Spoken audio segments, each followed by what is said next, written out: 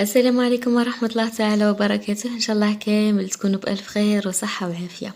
اليوم ان شاء الله رجعت لكم بواحد الكاطو اكسبريس ساهل ماهل، يوجد في رمشة عين. ان شاء الله هتجربوه ويعجبكم. هذا الكاطو ما فيهش مقادير بزاف، يعطينا كونتيتي كبيرة، يعطيكم حتى 20 حبة بالمقادير اللي راح نقولهم لكم في الفيديو. اول حاجة نحتاجها هي بيضة، نص كيس تاع سكر، انا هنا درت سكر بني. نحتاجو ثاني ساشي تاع لافاني، ونص كيس نتاع الزيت. راح نخلطو كلش هكذا بالمغرفة، ولا تحبوا بالفوي. حق ما ينسجموا المقادير برك، ما تطلب لا جهد لا بيتخان لا والو. خلطوه، شوفوا اللون تاعو ثمثم يبدا يبيض.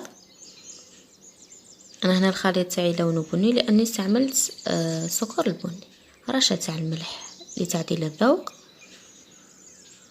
وخلطوا غير شويه برك. شوفوا اللون تاعو ولا فاتح. نزيدوا 2 ملاعق كبار من اللحظه، واللحظه لهنا اختياريه. هي تمد مذاق رائع جدا للبسكوي هذا.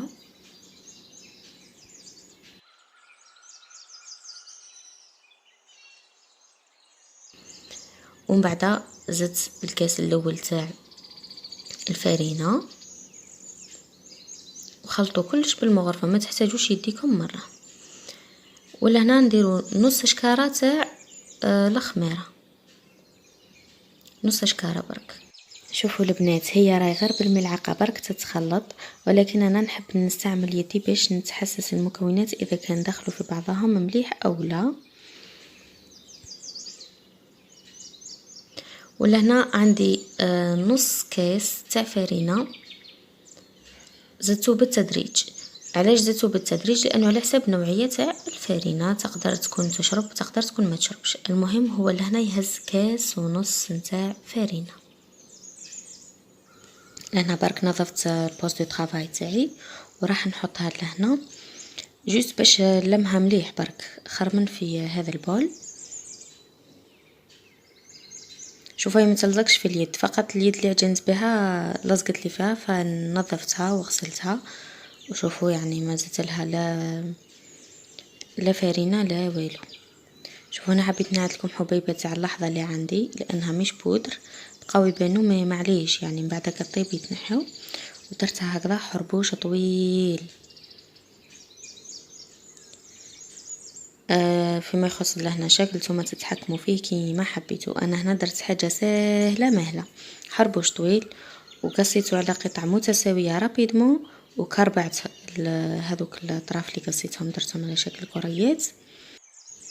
وهنا جبت البلاطو تاعي درت له ورقه الزبده اللي هو لازم يعني في هذه الوصفه باش ما تلصق لكمش، وحطيتهم في البلاطو نورمال. هذه الوصفة راح تعطيكم 20 حبة تاع كاطو، يعني على حسب الشكل ولا على حسب الحجم اللي درتوه. توجد في نص ساعة. كلش ملي بديت نخلط حتى نطابت حتى درت كلش دات لي نصف ساعة ماكسيموم. يعني هذه وليت انا معتمدتها نديرها يوميا ما نروحش منها. فيما يخص التزيين هنا درت بالملعقة، ولا تحبوا ديروا بالكاس. شوفوا الفرق بين المغرفة والكيس، يعني حبيت نعت لكم لي ديتاي. وهنا حبيت نقترح لكم مجموعة من الاشكال اللي حبيتوا ديروهم. ديروا هكذا مربعات.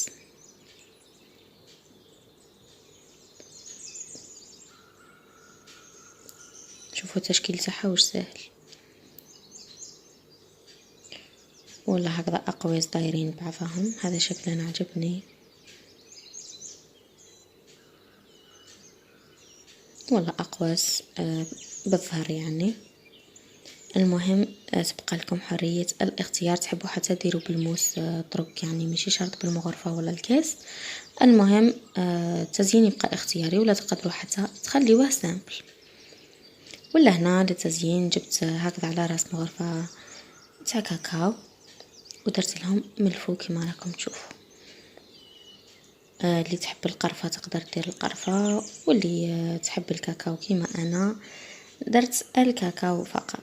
المهم باش يعطيني شكل مليح في البسكوي هذا ويجي بنين هايل هايل. هي من الافضل الصفية تخبطوها بيديكم تعطيكم شكل افضل من كديروا بالاصبع ولا بالملعقة، راح يجيكم الشكل نظيف اكثر.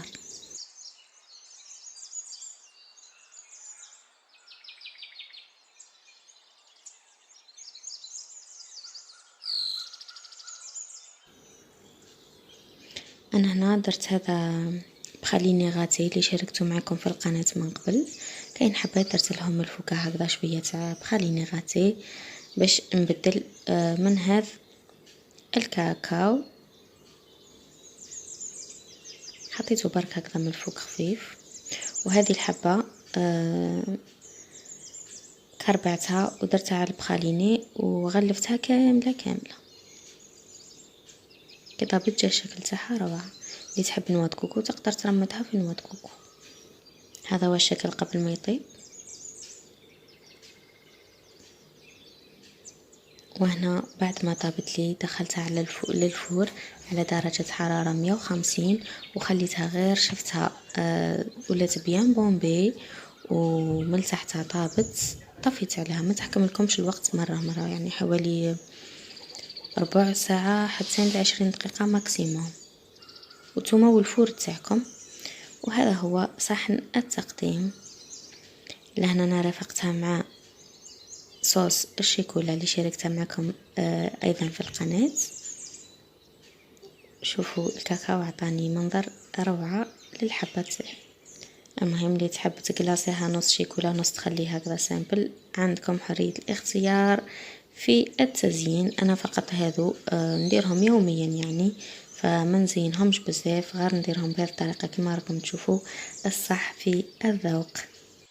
راح نخلي لكم اشكال وافكار للتزيين واحد اخرين على حسابي في الانستغرام وفي الجروب نتاع الفيسبوك، راح اخليهم لكم في صندوق الوصف، ممكن تحتاجوهم في سهراتكم الرمضانية. شوفوا من الداخل كيفاش يجي هشيش ومهوي، يجي خفيف وفرغان. متأكدة يعني ان شاء الله اللي كان درتوه يعجبكم. نتمنى لكم نهار طيب وسعيد، وربي يوفقكم ويجعل ايامكم كلها حلوة. وما بقى لي غير نقولكم انسى الله في رواحكم وسلام.